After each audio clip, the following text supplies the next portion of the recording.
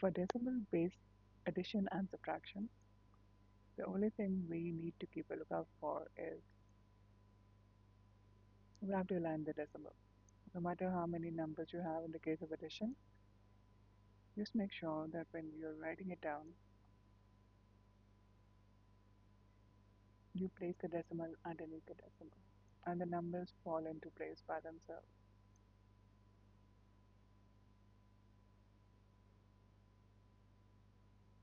All we have to do is add simple addition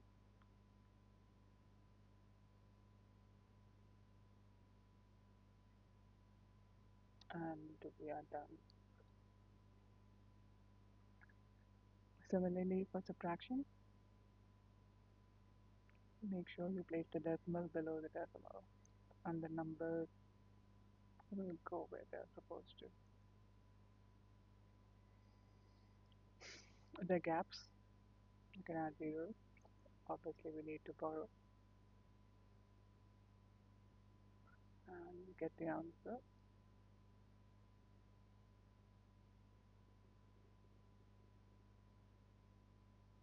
I'm repeating it again. For addition and subtraction, all we have to do is make sure that the decimal falls below the decimal or the decimal is aligned. Moving on to multiplication,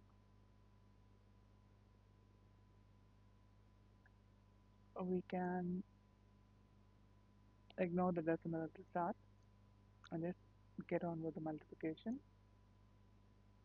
We will deal with the decimal at the end. 4 to the 8, 7 4 are 28, we add 8 and we carry 2. 4 to the 8 and plus 2, 10. We have a line of zeros after that. There is no need to multiply, but we can if we have 2 because we're going to get zeros anyway. But just for the sake of it, we're multiplying with the first zero, we end up with 3 zeros. We multiply with the second zero, and we end up with 3 zeros. I think we're going to skip the first one, it's not going to make any difference.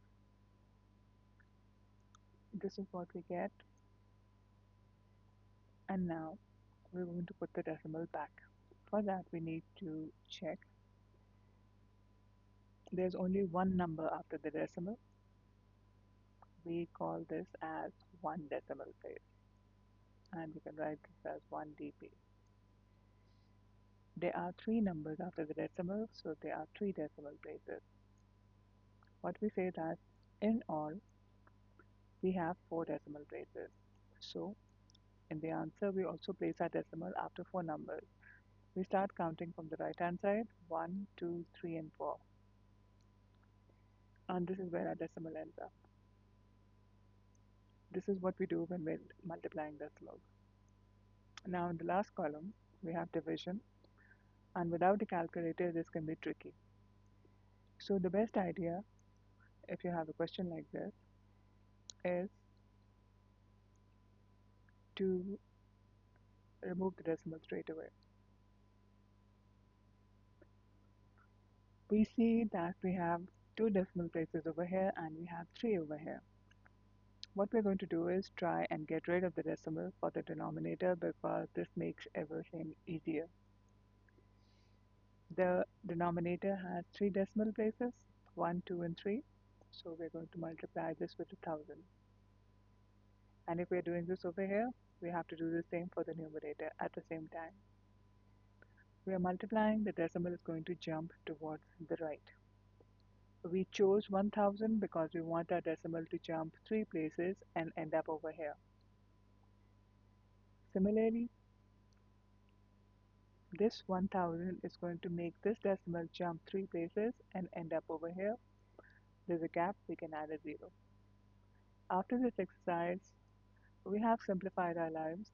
We have 3280 divided by 2. That's a lot simpler. And after this, we can just carry on with simple division. But the target over here was to remove the decimal, get rid of it, and basically get rid of the decimal in the denominator.